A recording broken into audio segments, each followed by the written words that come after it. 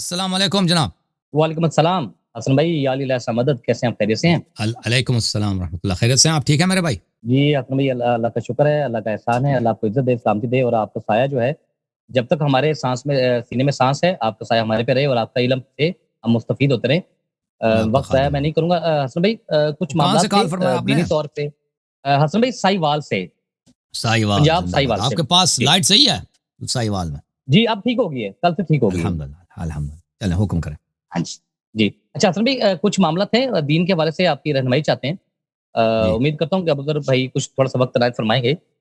جی جی میں ڈائریکٹلی سوالات پہ آتا ہوں، کیونکہ میں آپ کو اپنا پیشوا مانتا ہوں، تو آپ سے کچھ اچھا ملتا بھی ہے، اور اپنے بچوں تک اور آگے جو دوست احباب ہیں ان تک پہنچاتا بھی جی. ہوں. حسن بھائی، ایک سوال ہے کہ اہل بیت سے محبت کا سب سے بڑا تقاضا کیا ہے؟ محبت تو آپ جانتے ہیں نا، محبت کس چیز کو کہتے ہیں. محبت جی سب سے بڑا تقاضا یہ ہے نصرت کرنا، اور ان کے لیے فداکاری کرنا، ان کی بات ماننا، ان کو جیسے انہوں نے فرمایا اس طرح چلنا. اہل بیت علیہ السلام کے یہ خود فرمان ہے کہ جب آپ کسی سے محبت کرتے ہیں تو اس کے خواہشات کا، ان کے اوامر کا، اور وہ جو چیز ان کو پسند نہیں کرتے اس کا اچھی طرح سے آپ خیال رکھتے ہیں نا. جو لوگ کہتے ہیں ہم اہل بیت علیہ السلام کے محب ہیں، لیکن وہ محبت کا دعوے دار ہیں، لیکن وہ اس کو پرواہ ہی نہیں ہے کہ اہل بیت علیہ السلام کو کن چیزوں سے بغض ہے، اہل بیت علیہ السلام کیا آپ سے کیا چاہتے ہیں، اس کی پرواہ ہی نہیں. تو ان کے محبت جھوٹ ہے. محبت جھوٹ ہے. محبت کا سب سے پہلا سب سے بڑا تقاضا یہی ہے کہ آپ کا محبوب جو چیز پسند کرتا ہے، جو آپ سے چاہتا ہے، وہ آپ بجا لائیں گے، وہ کریں گے آپ. اور جو چیز وہ نہیں چاہتا وہ آپ اس سے دور رہیں گے. ٹھیک ہے نا. یہ محبت. تو محبت کا کیا تقاضا ہے؟ محبت کا سب سے بڑا شرط یہ ہے کہ آپ ان کے اوامر کو اور ان کے نواہی کو ان کا خیال کریں گے، اطاعت کریں.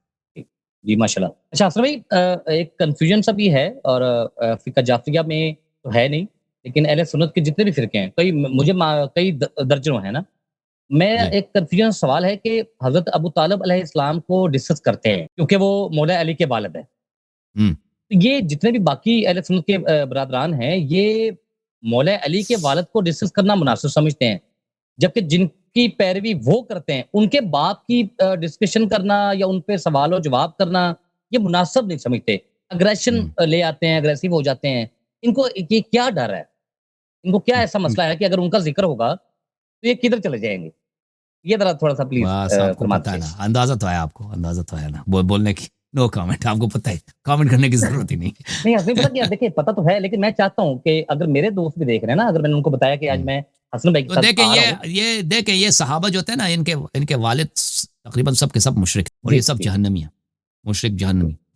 اور ان بے کے شک. کرتوت بڑے بڑے بڑے ڈارک، بڑے کالے گناہوں. تو وہ، اور یہ عرب جو تھے نا اس زمانے میں بڑے ریسسٹ ہوتے تھے. نبی صلی اللہ، اب بھی ریسسٹ ہے عرب. آج بھی آپ جائیں نا پاکستانیوں کے ساتھ کیسے برتاؤ کرتے ہیں. اگر آپ جائیں نا سعودیہ چلے جائیں، کویت چلے جائیں، دیکھیں وہ پاکستانی ہندوستانی کو انسان ہی نہیں سمجھتے. یعنی واقعا ایسا ہی.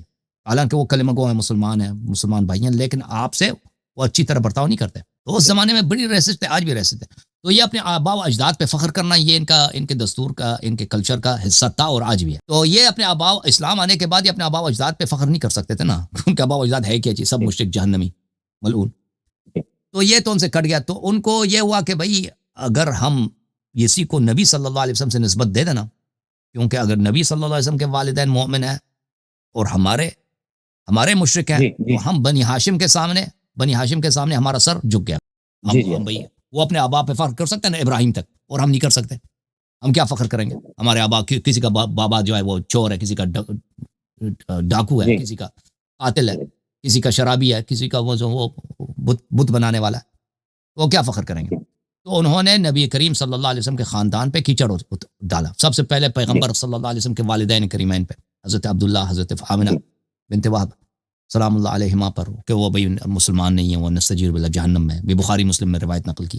اور حضرت ابو طالب علیہ السلام پہ زیادہ ان پہ فوکس کیا، کیونکہ وہ نبی صلی اللہ علیہ وسلم کے اصل حامی وہی تھے نا، پیغمبر کے اصل حامی.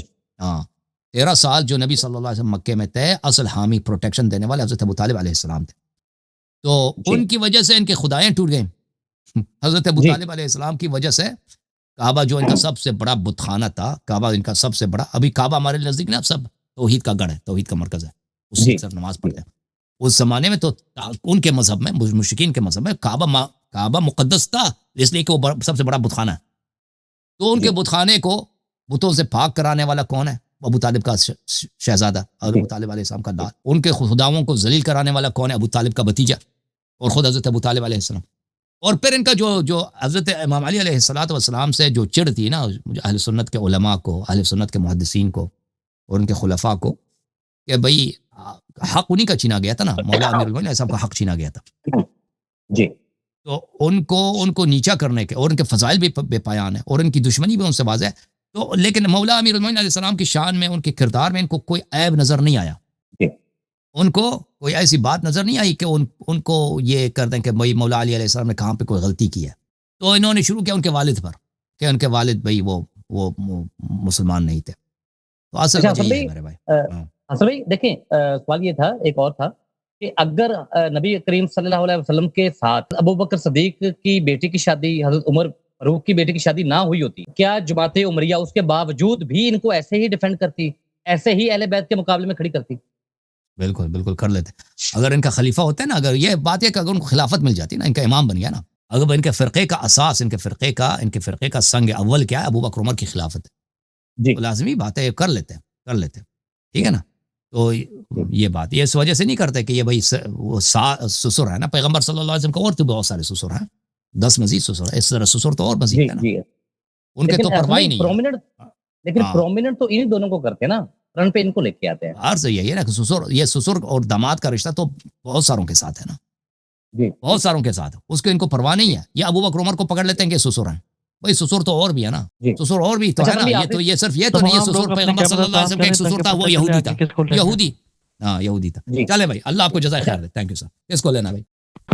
اپنے کیمراز آن کریں، اپنے کیمراز آن کریں تاکہ پتہ چلے.